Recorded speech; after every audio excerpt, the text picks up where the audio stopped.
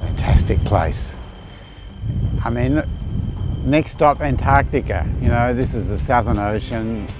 It's a fabulous beach. It's a really unusual beach in that it's a straight beach facing due south with no islands between it and Antarctica. And I only know that because I've run into a scientist who's been working on it out on the beach. I mean, I'm looking in southwesterly direction now, which is where most of the prevailing breezes come from and winds come from.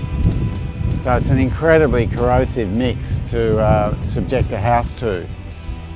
So that's one of the major considerations in the design of this house, just the selection of materials and what parts of the house we expose to that weather front.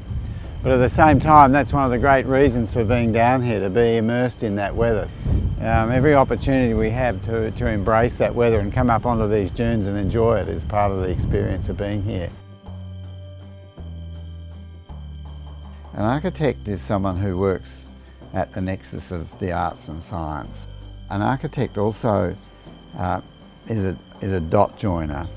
In other words, we make sense out of a lot of disparate things in our community and in our built environment. My father, I think, aspired to be an architect, and I have an older brother who is an architect, and I think I was very much influenced by him.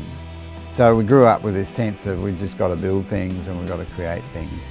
My other brother is a lawyer, and he has built himself 4 or 5 houses. He designs them himself. He's got, you know, with respect to Don, he's got almost no taste, but nevertheless he does these buildings, and you know, he gets great joy out of that. There are many myths about who is suitable for architecture, suitability of candidates, and what skills you need. It is probably true to say that a bit of literacy and a bit of, you know, numerical literacy is good. You know, you do need to know a bit about numbers, but you don't need to be a mathematician. You can learn how to draw. Everyone can learn to draw. Everyone can learn to play the piano, but not everyone becomes Mozart. Okay, so I mean, that's something that people have to understand. That's very important. And we can all develop passion about those things. The more information and the more skillful you get at some things, the more passionate you get about it and the better you get at it.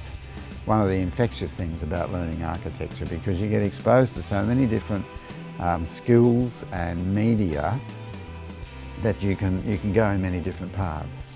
It's an incredibly broad field, and you can make of it as you wish.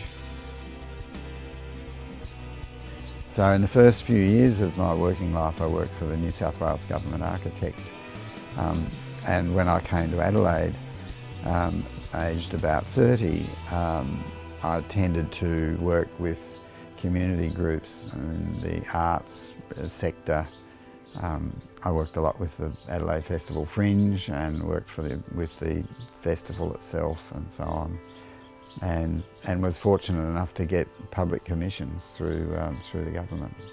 I'm inspired by colleagues that I work with on in the Institute of Architects. I'm very lucky that I sit around a table, the national table, with some of Australia's best architects. And not only are they're active in the Institute of Architecture, but they are very, very good architects and fine thinkers in their own right. So they inspire me.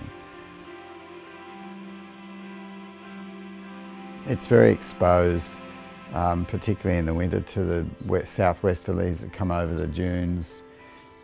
They bring with them sand and water and salt, the winds do. So it's a bit like having a building that's being abraded with sandpaper on a constant basis. So we've selected a basic arrangement, or a palette, if you like, of materials, which is a timber cladding, which is a Solomon Islands teak of all things. We've used some stainless steel, some glass balustrading, and a bit of aluminium.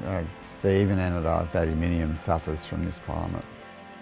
We had worked a lot with a fellow called Stephen Mobbs, who we had built a considerable amount of trust and respect for.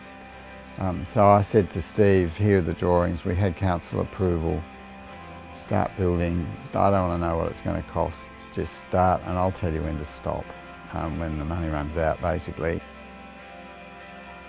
You can broaden the definition of function to say that an essential function for a building should be that it should be uplifting to the spirit, it should give you a sense of well-being, it should give you choice.